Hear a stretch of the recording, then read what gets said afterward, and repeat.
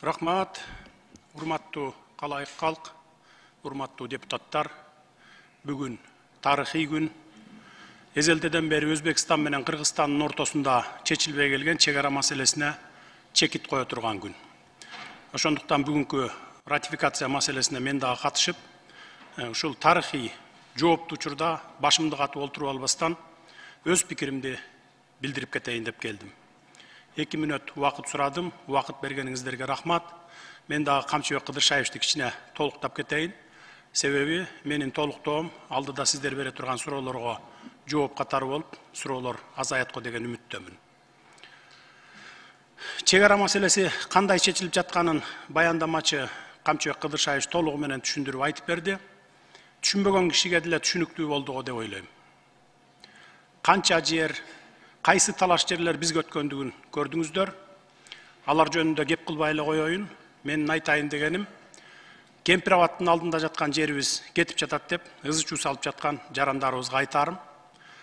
Азыр Камчыбек Кыдыршаевдин баяндоосунан кийин суу астында жаткан 4127 гектар жер 1965 жылы эле Өзбекстан менен алмашып кеткенине күбө болдуңуздар. Ошого карабастан ызы чуу чыгарып, кокус Кемпир абад кургап кетсе, суу астында жаткан жер өзгөндө калсын деп кыйкырып жатасыздар. Биринчиден, суу кургабайт, дагы кылымдар бою суу агат. Адам атадан бери адам баласынын жашоосу уланып келе жатат, кыямат кайымга чейин улана берет. Суу кургап кетсе, суусуз жашоо жок. Адам баласынын жашоосу да токтойт. Экинчиден, макул, суу түгөнүп, суу сактагыч кургап кетти дейли. Ордуна тең-метең башка жерден берип, ошол замат алмашып алсак болот. Айланайын деп алмашат. Анткени аларга суудан бошогон таш, кум баскан сайдын кереги жок. Ал жерге же пахта эге албайсың, же шалы да эге албайсың. Үчүнчүдөн, кыйкыргычтар айтат, бүгүнкү келишимге киргизип, Өзбекстанга башка участоктон жер берип, суунун алдында жаткан жерди алып бергиле дешет. Өзбек туугандардын башы жакшы иштейт. Ошол үчүн бизден 30-40 жыл алдыга кетишти. Биз болсо дагы деле кыйкырыктан башыбыз чыкпай жүрөбүз. Самолет, тик учакты айтпай эле коеюн, биз 30 жыл ичинде ширеңке чыгарган фабрика салбаппыз. Бүгүн ушундай алмашуу кылалы, силерге чек аралаш жерден 4000 гектар айдоо жерди берели, суу кургап кетсе, суунун алдында жаткан жер өзгөнгө калсын десек, айланайын деп макул болушат.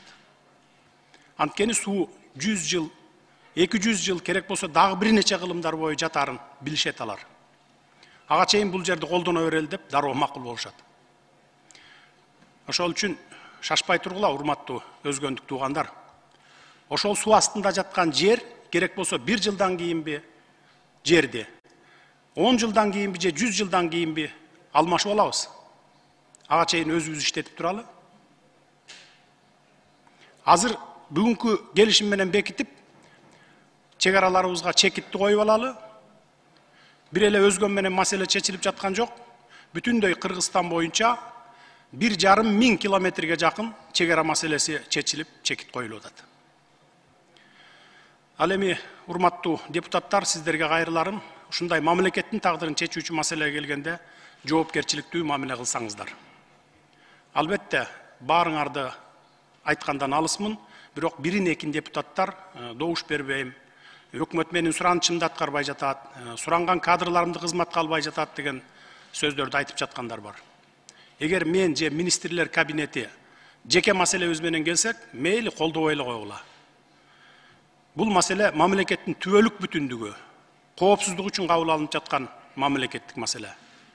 Бул маселеге жеке таарыныч менен мамиле кылган туура эмес, урматтуу депутаттар.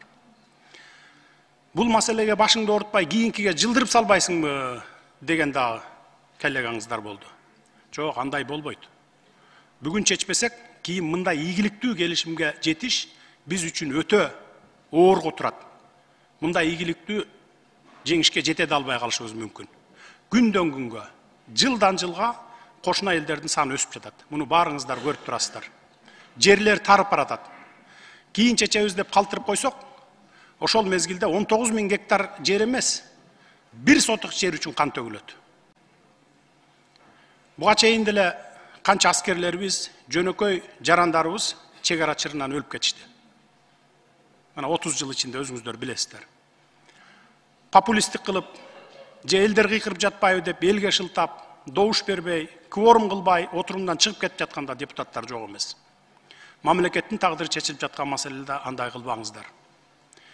Бийликке оппозиция боло бериңиздер, бирок мамлекетке оппозиция болбоңуздар, сураныч. Жөнөкөй калкыбыз мындай маселелерде кагаздарды көрбөгөндөн жакшы билишпейт, түшүнүшпөйт, ошон үчүн кыйкырышат. Сиздер көрүп атасыздар. Мына далилдүү документтер колуңуздарда турат, архивдик документтер. Кимдер каршы кыйкырбасын, маселени терең изилдеп чыгып, мамлекетке пайдалуу келишим болуп жаткандан кийин жоопкерчиликтүү мамиле жасасаңыздар жакшы болот эле. Сиздерди эл мамлекеттин тагдырын чечет деп ишенип шайлаган. Анан ушул тагдыр чече турган маселеде мен ооруп жатам, же командировкага кетип калайын деп кетип калганыңар туура эмес. Бул эл ишенимине жоопкерсиздик мамиле, урматтуу депутаттар. Эч коркпоңуздар. Биз туура жол менен кетип бара жатабыз. Жер берип жаткан жокпуз. Тескерисинче мурдагылар берип жиберген жерлерибизди кайтарып алып жатабыз. Фактылар менен, тарыхый, архивдик документтер менен Камчыбек Кыдыршаевич далилдеп берди. Дагы кандай далилдер керек бизге?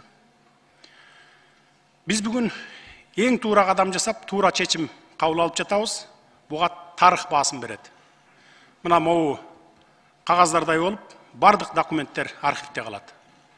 Ошондуктан бүгүнкү убактылуу жеке кызыкчылыктарды четке кагып, каршы чыгып жаткан саясатчыларга кошулуп алып, ушуну колдоп коеюн, досум болот эле деп чолок акылдык кылбастан түбөлүктүү Кыргызстанды ойлойлу. Ошол үчүн бул маселеге жоопкерчиликтүү мамиле менен добуш беришиңиздерди суранам, урматтуу депутаттар. Рахмат.